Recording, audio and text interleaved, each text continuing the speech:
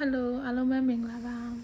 ဒီနေ့ကကြတော့ဒီ mid cotton 4 blind အမဲဘက်ကိုသုံးပြီးဒီအစိုက်ကတော့3 mm နဲ့ပေါ့နော်တိုင်တိုထိုးနည်းကိုထိုးပြပေးသွားမှာဖြစ်ပါတယ်တိုင်တိုထိုးနည်းစပြီးတော့ထိုးတော့မယ်ဆိုလို့ရှိရင်ဟိုရက်ကတော့ကြတော့ဒါ chain ပေါ့နော်ဖို့မီထိုးနည်းကိုသင်ပြပေးဖို့အားနော်ဒါမဲ့ဒီတိုင်တိုထိုးမယ်ဆိုလို့ရှိရင်လည်းဖို့မီကနေရင်စထိုးမှာဖြစ်တဲ့အတွက်ဖို့မီကိုအရင်ထိုးပြပေးမယ်နော် slit knot လေးလုပ်ပြီးတော့ဒါကိုလိုချင်တဲ့ chain ရေအတွက်တိုင်းကိုထိုးသွားမယ်ကိုလိုချင်တဲ့ chain ရေအတွက်ကဥပမာကိုက chain 15ခုတိုင်တို15ခုစာထိုးမယ်ဆိုလို့ရှိရင် chain 15ခုထိုးရမယ်ဒါပေမဲ့တိုင်တိုရဲ့အမြင့်က chain တစ်ခုစာရှိတဲ့အတွက် chain ကို16ခုထိုးရမယ်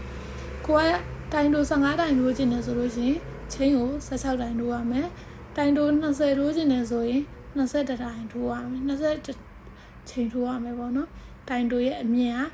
1 chain ရှိတယ်ပေါ့နော်မနာတဲ့တစ်ခုထိုးပြလို့ရှိရင်တိုင်တိုစထိုးမှဆိုလို့ရှိရင်ဒုတိယပေါက်ဒီအထွက်ထားတဲ့ဒုတိယပေါက်ကနေစပြီးတော့ဒီ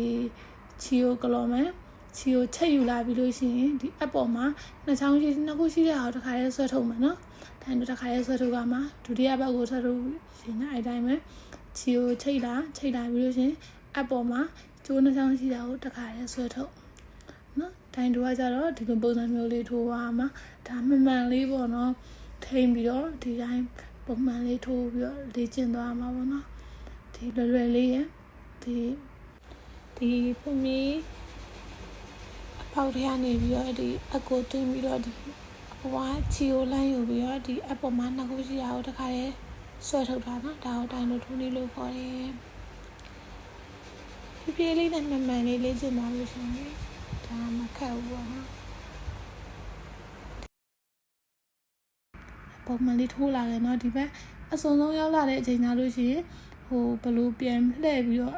နောက်တစ်တန်းမယ်ဆိုတော့ပြန်ပြပေးမယ်เนาะ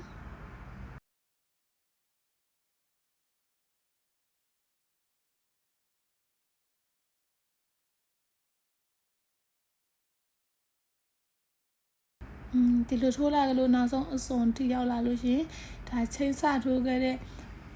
ပထမဆုံးပေါက်ထဲမှာလည်းဒါတိုင်လို့ဝင်ပြီးတော့ထိုးမယ်ထိုးပြီးတော့ဒီနောက်တစ်ပတ်ကိုပြန်လှည့်တော့မယ်ဆိုလို့ရှိရင်တို့တွေကနောက်တစ်တန်းပြန်စမှာဖြစ်တဲ့အတွက်ချိန်တစ်ချက်ထိုးပေးရမယ်နော်နောက်တစ်တန်းပြန်စမှာဖြစ်တဲ့အတွက်တိုင်တို့ရဲ့အမြင့်အားချိန်တစ်ခုစာရှိရဖြစ်တဲ့အတွက်ချိန်တစ်ခုစာထပ်ထိုးပေးရမယ်ပြီးလို့ရှိရင်ဒီအောက်ကဟာလေးကိုဒီဘက်ကိုဒီတိုင်းပြန်ပြီးတော့လှည့်လိုက်ပြီးလို့ရှိရင်အဲ့မှာတိုင်တိုထိုးလာတဲ့တိုင်တိုတိုင်းရင်းစီရဲ့အပေါ်မှာသူကတိုင်တိုပြန်ထိုးမှာနော်အဲဆိုလို့ချင်းဒီချိန်တစ်ခုထိုးထားတဲ့ဒီအောက်ရဲ့တိုင်တိုရဲ့ဒီထိတ်တဲ့ပုံမှာပဲတိုင်တိုတိုင်းပြန်ထပ်ထိုးမယ်ပြီးလို့ရှင်လည်းအဲ့တိုင်းပဲဆက်သွားမှာဒီဘေးတွေဆိုလို့ရှင်လည်းဒါနောက်တိုင်တိုပေါ်မှာတိုင်တိုလေးတွေပြန်ပြီးတော့ဒါထိုးသွားတဲ့ပုံစံမျိုးပေါ့နော်ဒါတိုင်တိုထိုးနည်းတိုင်းလေးပဲလေပုံမှန်တိုင်းဒီဘေးချက်လေးတွေကိုပါဆက်ပြီးတော့ထိုးလာခဲ့ပြီနော်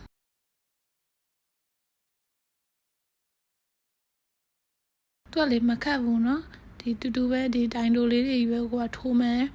အရင်လေးကျင်ခိုင်းတာเนาะဒီတိုင်တိုလေးတွေပဲအရင်တိုင်တိုပေါ်မှာတိုင်တိုလေးတွေဆင်ပြီးတော့ထိုးပါတယ်ပြီးလို့ရှိရင်ဒါနောက်တစ်တန်းတက်တဲ့ခါကျလို့ရှင်လည်းဘယ်လိုတက်တယ်အားစတစ်ခါလေးပြပေးသွားเนาะဒီဘက်ဆုံးဒီထိုးလာခဲ့เนาะထိုးလို့ရှိရင်နောက်တစ်ချက်ဒီအပေါ်တက်တဲ့ဟာတစ်ခေါက်ထပ်ပြပေးမယ်လက်ကနာနေတော့လေနည်းနည်းထိုးရတာနည်းနည်းဟိုဖြစ်နေနည်းနည်းတိကျမကြည့်ပေးနော်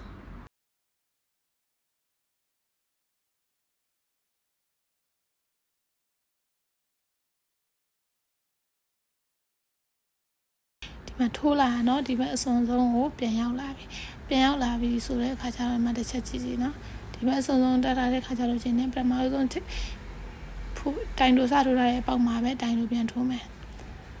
ပြီးလို့ရှိရင်ဒါ